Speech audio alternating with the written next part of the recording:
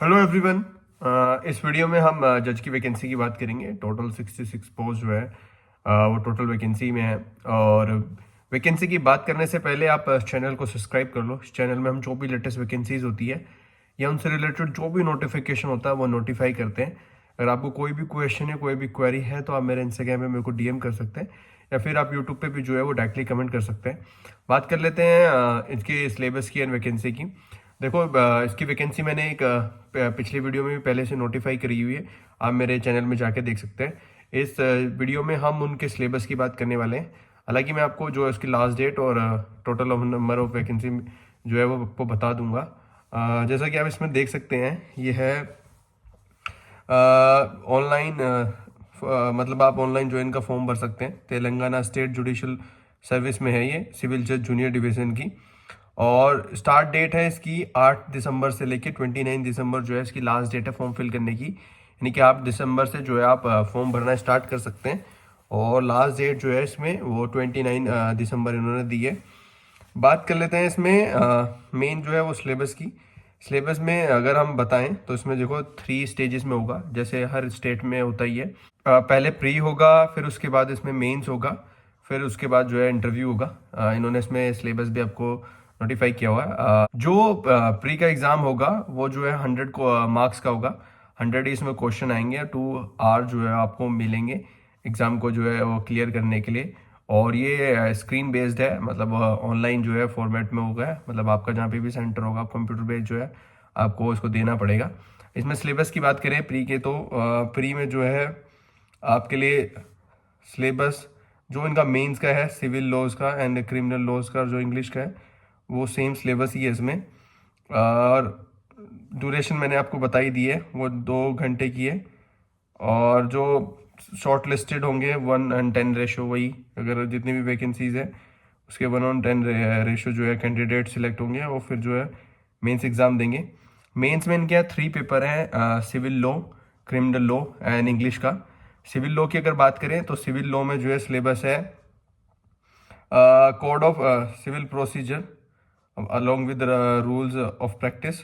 Contract act है, Indian evidence act है, Hindu succession act है, हिंदू मैरिज एक्ट है, स्पेसिफिक रिलीफ एक्ट है। देखो इसमें हिंदू मैरिज एक्ट है और हिंदू सक्सेशन एक्ट है और स्पेसिफिक रिलीफ एक्ट है और इंडियन ईजमेंट एक्ट है, लिमिटेशन एक्ट है, ट्रांसफर ऑफ प्रॉपर्टी है, इंडियन स्टैम्प एक्ट है, कॉमर्शियल कोर्ट है और इंडियन सक्सेशन एक्ट है, laws of Hindu adoption, guardianship and maintenance, legal service adoption act और Telangana land encroachment act, Telangana building lease rent and eviction control है। और इसमें जो है अगर बात करें हिंदू में इन्होंने अलग अलग से नोटिफाई किया है, Hindu marriage act, Hindu succession act and adoption, guardianship and maintenance. हालांकि ये एक देखेंगे आप तो बेर एक्ट के अंदर 5 हिंदू लॉ के अंदर जो है वो 5 बेर एक्ट आती है। ऑलमोस्ट फोर्थ में तो 5 ही सेक्शंस है, बाकी जो 4 बेर एक्ट है वो चारों को इन्होंने यहाँ पे कवर किया है। अडॉप्शन एंड मेंटेनेंस भी है और गार्जियनशिप भी है, प्लस सक्सेशन एंड मैरिज वाला तो जो है इन्होंने इसमें नोटिफाई किया हुआ है, तो वो एक ही बेट के अंदर आते हैं इसमें। बात करें क्रिमिनल लॉज की तो कोड ऑफ क्रिमिनल प्रोसीजर है, एविडेंस है, आईपीसी है और इसके साथ साथ भारतीय न्याय संहिता, भारतीय नागरिक सुरक्षा संहिता, भारतीय साक्ष्य अधिनियम, ये तीनों भी हैं। और नेगोशिएबल इंस्ट्रूमेंट है 38 to 148A, मतलब जो उसका लास्ट वाला पोर्शन है वही आपको कवर करना है, जो कि चेक से रिलेटेड वाला है। और Telangana prohibition act, Telangana excise act, juvenile justice, protection of women from domestic violence, forest laws in Telangana states and wildlife protection act, protection of children from sexual offence जिसको पॉक्सो कहते हैं, mental health care, immoral traffic prevention act, criminal rules of practice, Telangana gaming act, unlawful activities prevention act, Bharatiya Sakshya अधिनियम। जो नए तीनों criminal laws आए हैं वो तो है ही पुराने वाले लॉज के साथ। और जो इंग्लिश का इनका सिलेबस है जो कि 3rd पेपर है मेंस में, उसमें आएगा translation, essay writing, grammar and vocabulary. English paper जो है 2 पार्ट में डिवाइड है, पार्ट 1 जो कि 30 मार्क्स का है, पार्ट 2 जो है वो 70 मार्क्स का है। पार्ट 1 में ability of to understand his her proficiency in Telugu language will be assessed. जो 30 मार्क्स है वो आपके तेलुगु लैंग्वेज कवर करता है। Required to translate from English to Telugu and Telugu to English language. In part 2 candidate ability in essay writing, grammar and vocabulary will be assessed. और जो essay writing test shall be on legal subjects only. Candidate has to secure 50% marks in each paper to qualify in the written examination, provided that the paper third yani English shall be considered only as a qualifying examination, and the marks secured in the said paper shall not be included in calculating the aggregate for shortlisting for viva test। जो आपका main आपका जो interview के लिए है, ठीक है, वो सिर्फ आपके जो सिविल एंड क्रिमिनल पेपर है उसके बेसिस पे होगा।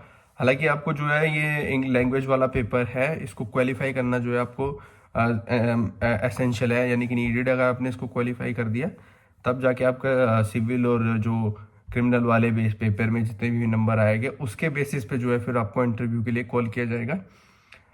100 मार्क्स है, 3 आवर्स का जो है आपको टाइम मिलेगा।